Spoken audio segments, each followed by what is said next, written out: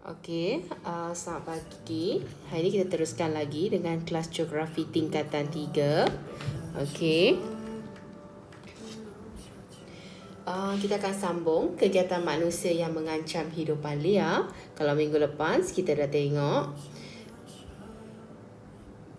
tentang kepentingan hidupan liar di Malaysia. So hari ini kita nak tengok bila manusia ni menjalankan aktiviti, apakah kesan dia kepada hidupan liar. Mengancam tu dia memberikan kesan buruk lah, kita tengok. Penlibatan manusia dalam pelbagai aktiviti seperti aktiviti yang ada di sini. Aktiviti pembalakan. Pembalakan.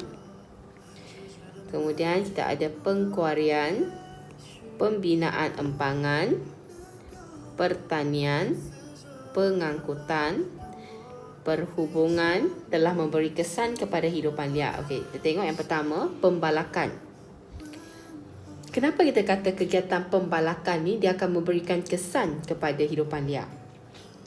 Pembalakan ialah pokok-pokok ini yang ada di hutan, dia akan ditebang.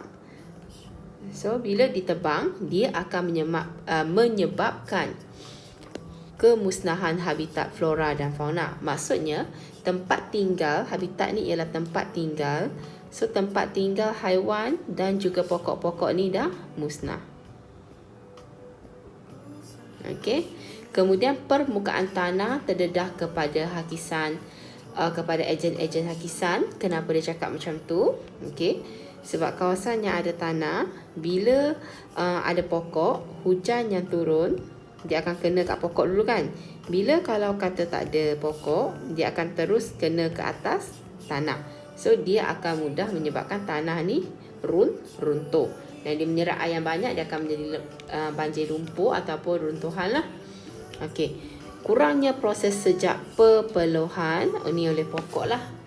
Peningkatan kandungan karbon dioksida di atmosfera yang turut meningkatkan suhu bumi.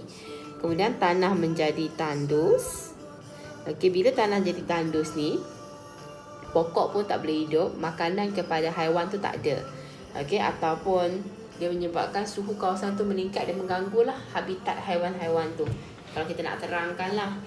Kemudian hidupan liar diancam kepupusan. Bila hutan semua dah tak ada, mereka tak ada tempat tinggal, mereka tak boleh nak mengembangkan populasinya, so mereka akan pupus.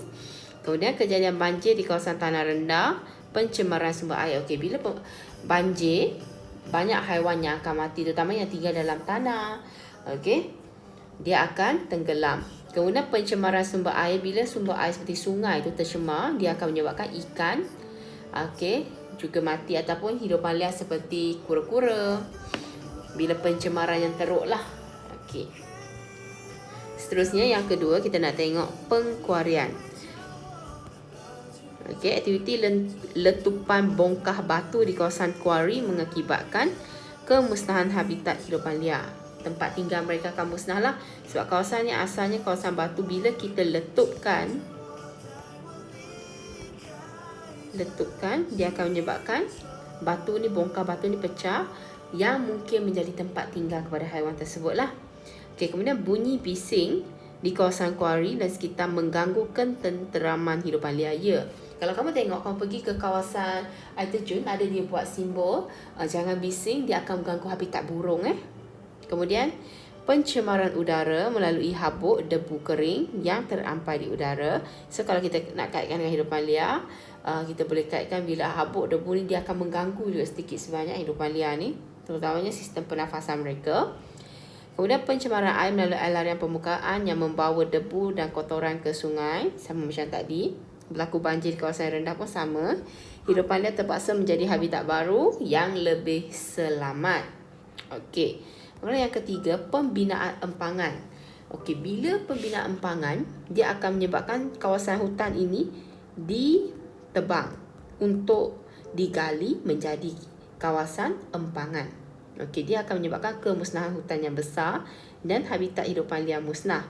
Keseimbangan ekosistem dan rantaian makanan terjejas. Kenapa sebut keseimbangan ekosistem dan rantaian makanan terjejas? Contohnya, kalau ada pokok, ulat boleh makan kan? So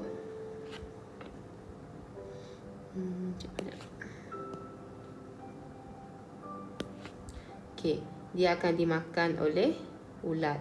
So ulat ini akan dimakan oleh burung. So burung ni akan dimakan oleh, tak end ke kat situ? Sekejap. Burung ni akan dimakan oleh ular. So kitaran ni akan terjejas, andainya pokok ni main makanan kepada ulat ni dah tak ada, burung pun tak akan pergi ke sana, ular akan kelaparan, dia tak jumpa makanan.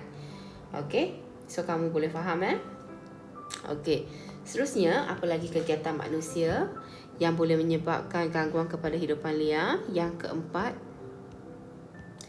ialah pertanian. Kawasan hutan diteroka diganti dengan tanaman seperti getah dan kelapa sawit menyebabkan landscape asal. Landscape ataupun kita sebut pandang darat fizikal. Maksudnya kawasan hutan itu pada dulunya ialah hutan, sekarang kita tebang dia jadi kawasan ladang kelapa sawit. So berapa banyak hidupan liar yang akan hilang tempat tinggal bila kawasan itu menjadi kawasan tanaman kelapa sawit. Dulu hutan tu tak ada orang ceroboh, tapi sekarang bila dia jadi kawasan tanaman kelapa sawit, cikgu dia still pokok kan, kenapa? Binatang tak boleh duduk. Dia akan menyebabkan bila kita tanam kelapa sawit, adakah kita tinggal sahaja? Tidak kan, kita akan pergi membaja, kita juga akan pergi mengait pokok kelapa sawit, kita nak buang pelepah pokok kelapa sawit yang dah orang kata dah tua ataupun yang dah nak luruh. So dia akan mengganggu lah. Kemudian rantaian makanan dalam ekosistem terganggu, kemusnahan habitat hidupan liar, kualiti tanah merosot, hidupan air terjejas apabila racun serangga dan bahan kimia dibawa oleh air larian permukaan ke sungai. Ini sebab bila kita tanam pokok-pokok kelapa sawit ni, kita letak baja. Dah letak baja, kita letak juga racun serangga. Racun-racun ini bila ada hujan, dia akan bawa lebihan baja ataupun racun tadi ke dalam sungai. Sebabnya air hujan tersebut akan dibawa ke kawasan lain lah. Sama ada ke sungai ataupun diserap oleh tanah tu, dia akan mengganggu lah kedua-dua orang kata tanah dan juga air. Seterusnya yang kelima ialah kegiatan pengangkutan dan perhubungan. Pembinaan jaringan pengangkutan terutamanya di kawasan tanah tinggi menyebabkan penebangan hutan yang luas. Kita tengok contoh paling utama ialah di Cameron Highland.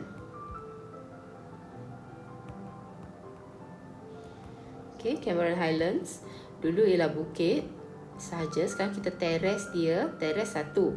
Lepas tu kita dah teres, kita buang pula pokok-pokok yang ada, sebabnya kita nak bina jalan raya, nak menghubungkan ke kawasan tersebut. Habitat hidupan liar terganggu. So hidupan liar yang ada dekat sana dia terganggu. Hidupan liar bertindak mencari habitat yang baharu. Terdapat hidupan liar yang mati akibat dilanggar oleh kenderaan semasa melintas. Sebab ini dulunya ialah track, orang kata track laluan hidupan liar. Sebab semua ni dulu ialah hutan. So bila kata hutan ni dah tak ada, tapi laluan ni dia still guna. So kalau kita naik kereta tak berhati-hati, dia akan menyebabkan hidupan liar ini mati dilanggar oleh kereta lah. Seterusnya cikgu nak kamu buat latihan ni.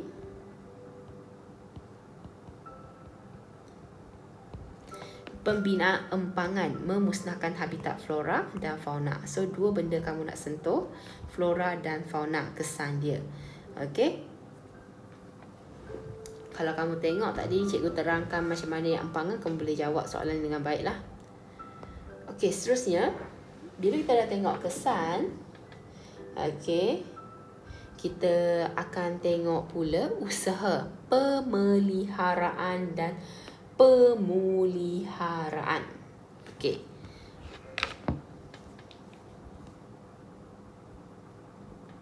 Kejap dah.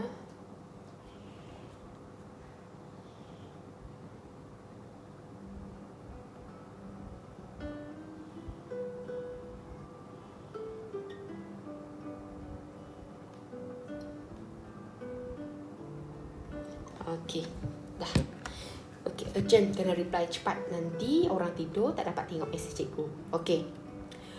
Usaha pemeliharaan dan pemuliharaan. Pemeliharaan ni maksudnya benda tu ada, kita jaga. Pemuliharaan tu benda tu rosak, kita perlu pulihkan semula untuk memastikan dia kekal lah.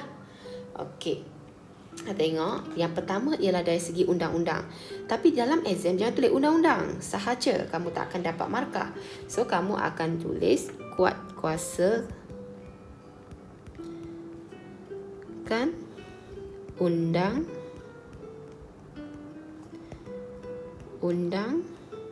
okey, alam sekitar. Nak selamat kan, tulislah panjang sikit. So kamu akan dapat markah fakta kat sini lah. Okey, antara undang-undang yang memang kita hafal, kita guna ialah Akta Kualiti Alam Sekeliling 1974. Tolong hafal di dalam benak fikiran kamu. Undang-undang ni tak kisahlah soalan apa pun, guna undang-undang ini, iaitu Akta Kualiti Alam Sekeliling 1974, dengan mewartakan kawasan yang kaya dengan sumber sebagai kawasan pemeliharaan seperti taman negara dan taman laut. Okey, tapi bila kamu jawab esei yang ini, tak perlu tulis tau. Untuk undang-undang, huraian dia kita perlu hukuman dan denda dan penjara. Ini dah cukup. Okey. So macam mana kita nak buat ayat yang lengkap untuk menjawab soalan? Kalau soalan tu tanya,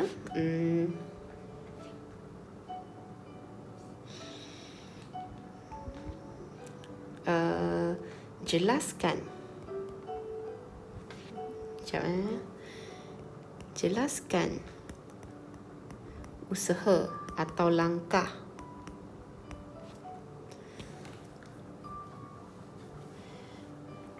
untuk memelihara dan memulihara hidupan liar. Okey? Kalau dia tanya soalan macam ni, cara kamu nak jawab ialah yang pertama, kuat kuasakan undang-undang alam sekitar. Okey, cikgu sambung, ini fakta. Dengan mengenakan hukuman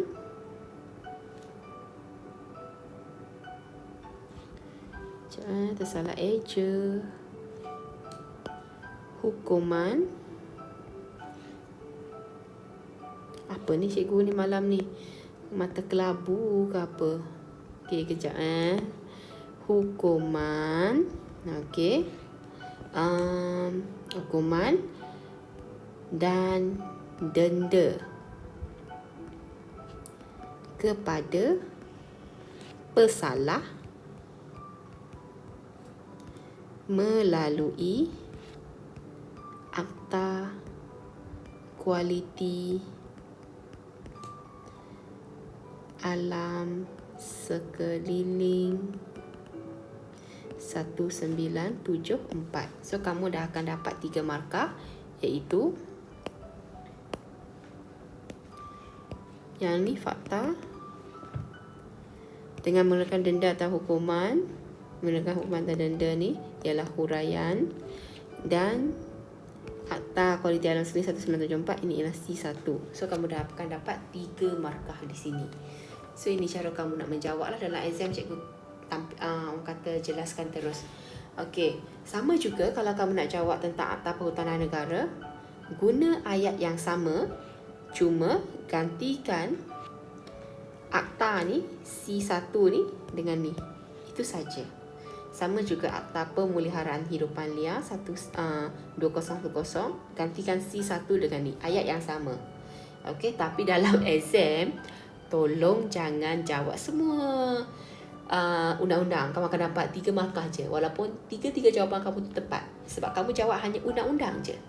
Okey? Ini adalah membawa setara. Untuk yang ni dengan yang ni dan yang ni ialah setara, kira markah setara. Okey. Yang kedua ialah kempen kesedaran. Tambah sikit kempen kesedaran alam sekitar. Bila nak jawab dalam exam, bila kamu tulis kempen kesedaran saja, kamu akan dapat 0 markah. Tulis kempen kesedaran alam sekitar, kamu akan dapat 1 markah. Okey, kempen alam sekitar. Siapa yang buat kempen alam sekitar ni biasanya? Yang boleh dijalankan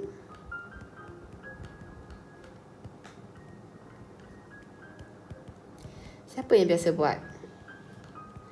Oleh Jabatan Alam Sekitar, kamu tulis penuh ataupun NGO, non-government organizations ataupun badan swasta, okey, untuk menyedarkan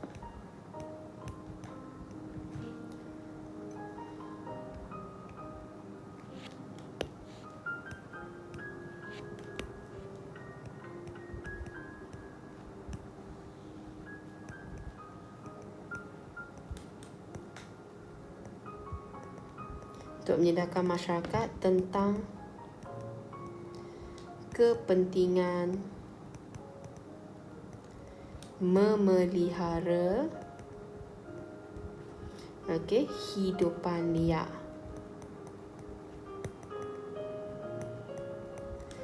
Melalui, pilihlah kempen mana-mana yang kamu suka. Okey. Contohnya kempen Save the Day, kempen Bihak Tapir 201A, okey. Kempen mengurangkan penggunaan beg plastik dan hari tanpa beg plastik. So ini akan menjadi C kamu. Okey. Kejap cikgu pause dulu video.